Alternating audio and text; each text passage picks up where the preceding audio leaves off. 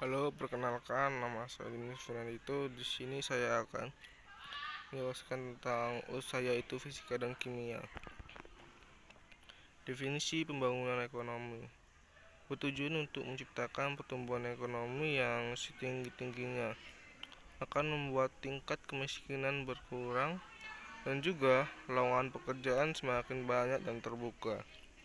Jika pembangunan ekonomi tidak dilakukan, maka akan mengalami krisis ekonomi yang berlimpah ke rakyat. Dari tujuan di atas, maka tidak semua negara atau daerah mampu memenuhi secara bersama.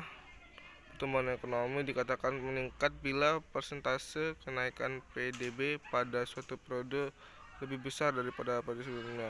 Sedangkan pembangunan ekonomi adalah proses yang bertujuan untuk menaikkan PDB suatu negara atau daerah dalam jangka panjang. Kemudian, hubungan ekonomi bagi pelajar.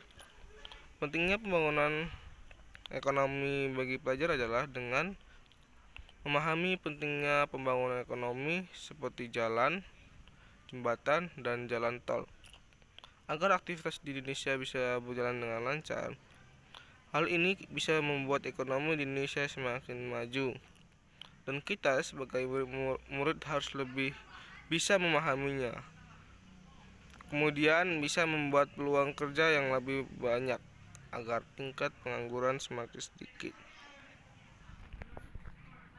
Kemudian pembangunan infrastruktur merupakan salah satu upaya untuk meningkatkan kesejahteraan masyarakat, terutama pada pembangunan transportasi jalan.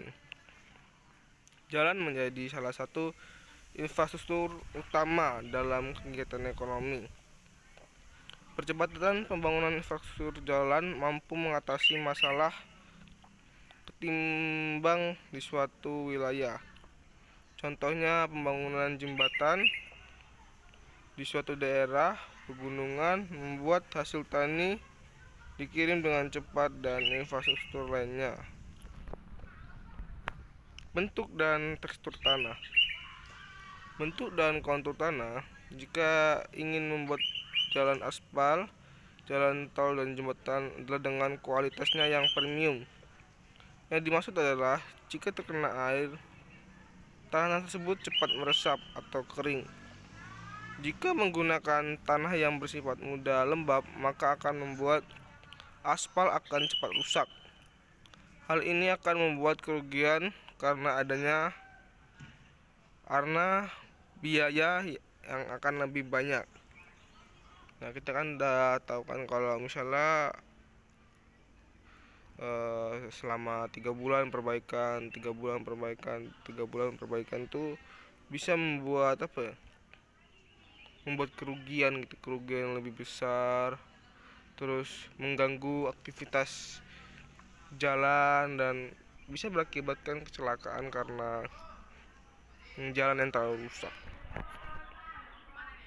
Nah, jalan aspal juga memiliki kekurangan, yaitu tidak tahan dengan genangan air, sehingga memerlukan saluran drainase yang baik untuk proses pengeringan jalan.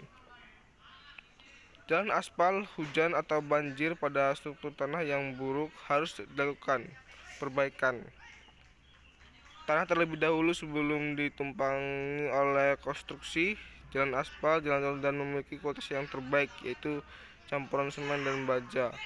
Hal ini membuat jalan tol itu sangat lama dan membutuhkan biaya yang lebih besar, dan pula kelebihannya dapat menahan beban kendaraan yang berat. Kita tahu kan kalau jalan aspal dan jalan beton itu sangat berbeda jauh. Kalau yang beton itu dia bisa menahan lebih kuat gitu terus, tapi kualitas itu tidak selembut aspal gitu. Sedangkan kalau aspal itu dia lembut jalannya, kemudian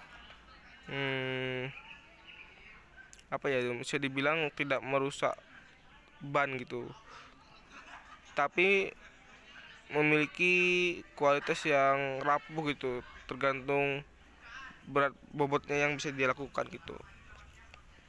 Dan kemudian jalan aspal itu memiliki biaya yang tinggi, tapi tidak setinggi biaya buat beton.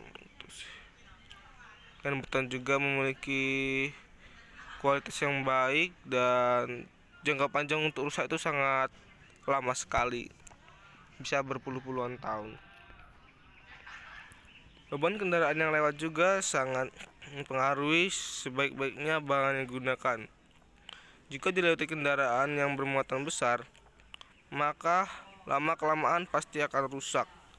Tetapi jika dibuat dengan sangat baik, maka akan memperlama kerusakan yang dibuat.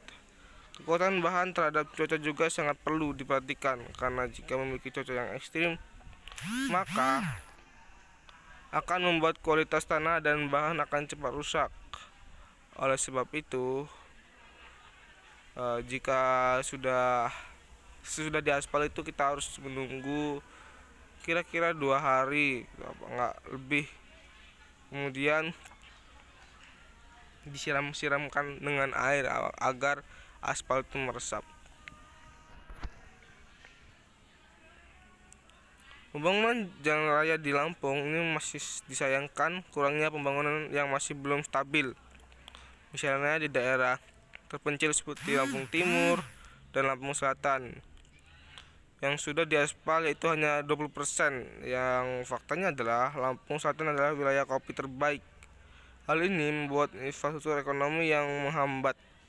Oleh sebab itu, pemerintah segera melakukan pengaspalan walaupun lama, tetapi setidaknya sangat membantu perekonomian di suatu daerah, apalagi Lampung adalah jalur Trans Sumatera.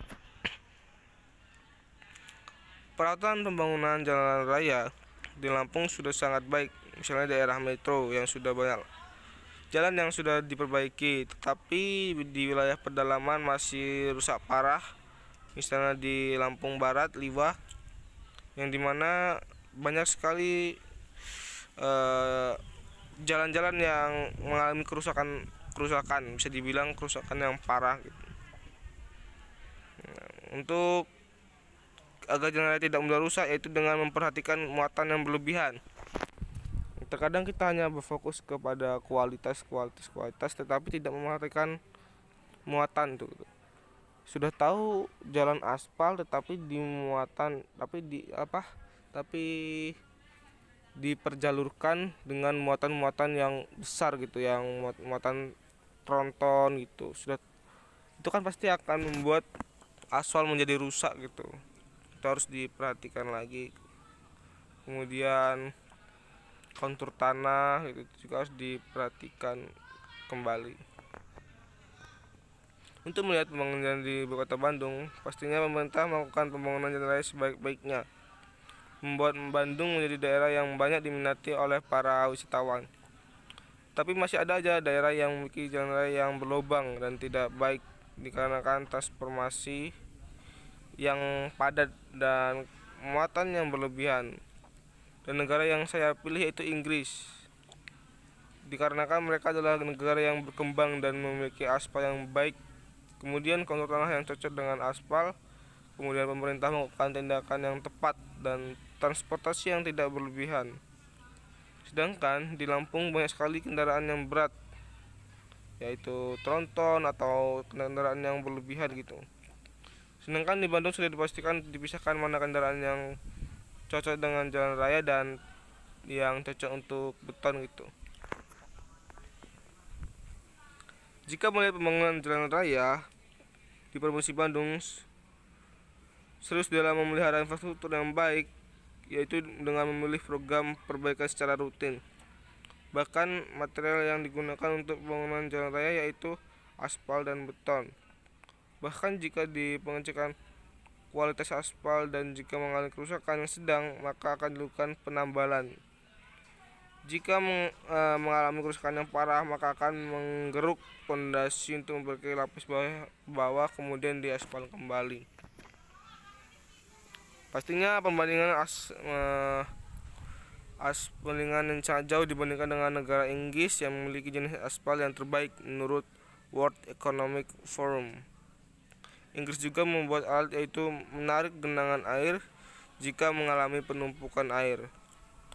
Maka kualitas aspal dan tanah tidak rusak. Kemudian di Inggris juga memiliki aturan di mana jenis-jenis kendaraan yang dipisahkan. Maksudnya adalah kayak misalnya dia bermuatan yang berat lah, itu dipisahkan. Dia di jalur yang A. Sedangkan untuk mobil-mobil pribadi, mobil-mobil biasa itu ditaruh di jalan B gitu. Jadi ya kayak dia itu melintas di di jalan yang emang sudah dilayaknya seperti itu gitu, tidak asal-asalan. Oleh sebab itu kayak aspal di Inggris itu terjaga gitu.